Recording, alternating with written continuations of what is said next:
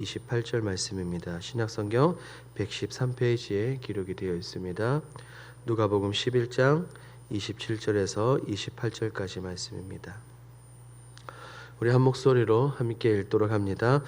이 말씀을 하실 때에 무리 중에서 한 여자가 음성을 높여 이르되 당신을 뵌 태와 당신을 먹인 젖이 복이 있나이다 하니 예수께서 이르시되 오히려 하나님의 말씀을 듣고 지키는 자가 복이 있느니라 하시니라.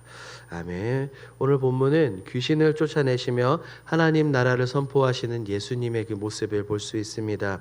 이에 사람들은 놀라서 여러 가지 말들을 하죠. 그리고 주님의 대답으로 이루어진 것이 바로 오늘 우리가 읽은 누가복음 11장에 있는 본문입니다. 이 내용들을 통해서 우리가 깨달을 수 있는 것들이 여러 가지가 있는데 오늘 본문을 통해 함께 살펴보도록 하겠습니다. 내용 관찰 1번입니다. 예수님께서 말 못하는 사람에게서 귀신을 쫓아내 그를 치유하시자 사람들은 어떻게 반응합니까? 14절 말씀을 보니 우리 주님은 주님의 능력으로 귀신을 쫓아내셨습니다. 사람들의 관심은 바로 이것이었어요. 예수님의 능력이 도대체 어디에서 왔냐는 겁니다. 그래서 15절을 보니 바알세불의 힘으로 쫓아냈다고 말합니다. 지금 왜 이 사람들은 예수님이 바알세불의 힘으로 귀신을 쫓아내었다라고 이렇게 말하고 있을까요? 당시 사람들의 눈에 이 주님은 눈의 가시였습니다. 그들은 주님을 싫고 주님을 없애고 싶어하는 그런 존재였다는 거죠. 그래서 능력의 주님을 마치 사탄과 함께하는 존재로 여기며 예수님을 향해서 큰 오해를 불러일으키려고 그들이 이런했습니다.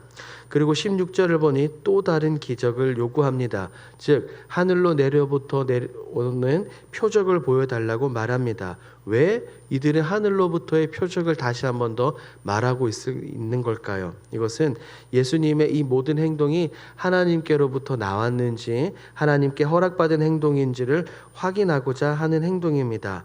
귀신을 쫓아내시는 우리 주 예수 그리스도의 능력을 믿지 못하는 안타까운 이 사람들의 모습을 볼 수 있습니다. 2번입니다.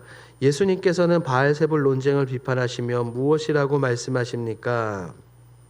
이들이 이렇게 생각할 때 예수님은 이미 알고 계셨죠. 그래서 17절 말씀을 보니 이미 아셨다라고 성경은 말합니다.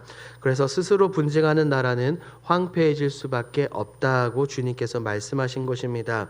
그리고 이어서 말씀하시길 하나님의 손을 힘입어 귀신을 쫓아냈다면 하나님의 나라가 이미 임한 것이다 라고 말씀하셨습니다.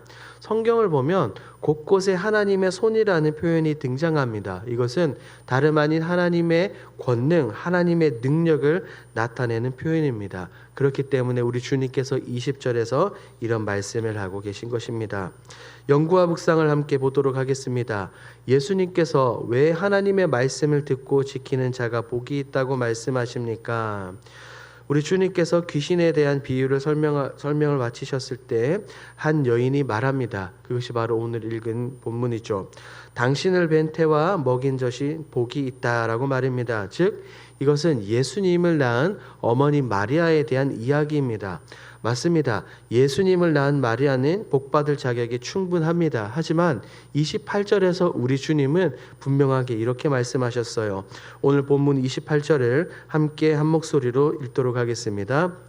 예수께서 이르시되 오히려 하나님의 말씀을 듣고 지키는 자가 복이 있느니라 하시니라. 지금 여자가 말하는 복은 마리아 한 사람만 누릴 수 있는 그런 복입니다.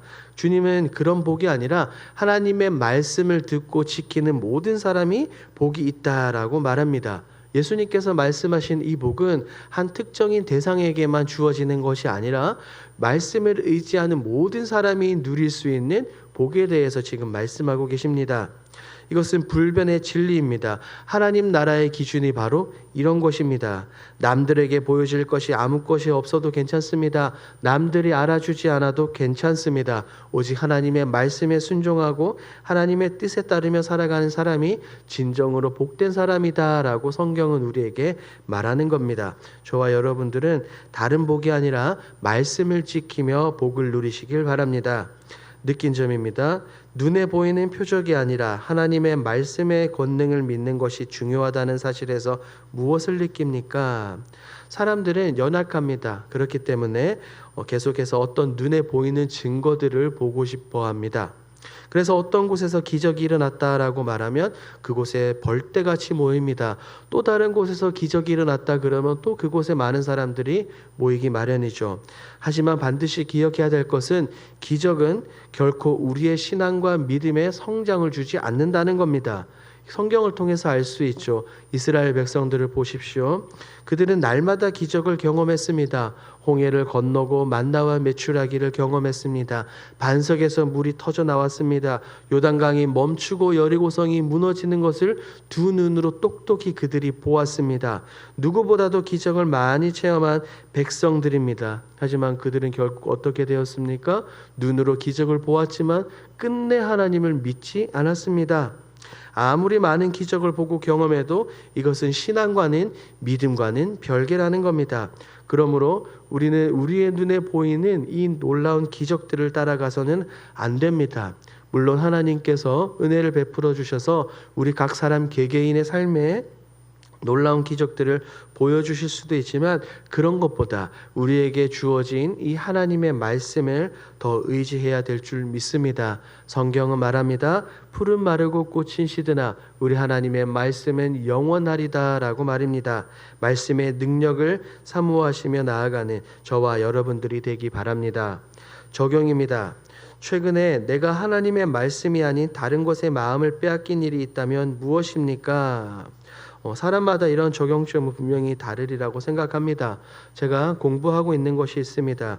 이제 3년 과정을 마치고 졸업반이라 졸업 관련 준비도 해야 되고 마지막 레포트의 시험에 정작 쫓기다 보니 가장 중요한 것을 놓쳤습니다. 바로 성경 읽기를 놓쳤죠. 제가 언젠가 설교 때 말씀드린 것처럼 매일 아침 맥체인 성경 읽기표를 통해 제가 말씀을 읽습니다. 그런데 학업 때문에 이 졸업 준비 때문에 이것이 이틀 미뤄졌었습니다. 이것이 저의 가장 큰 문제였었죠. 그래서 이 모든 것들을 다 뒤로하고 다시 말씀을 저의 삶의 최우선순위로 놓았습니다. 우리의 삶에 있어서 바로 이것이 가장 중요합니다. 말씀을 빼앗기지 않도록 우리가 날마다 노력해야 합니다. 다른 바쁜 일 때문에 하나님과 교통하고 하나님의 말씀을 읽는 것을 소홀히 해서는 안 된다는 것이죠. 하나님의 말씀이 우리의 삶에 있어서 최우선순위가 되어야 될 줄 믿습니다.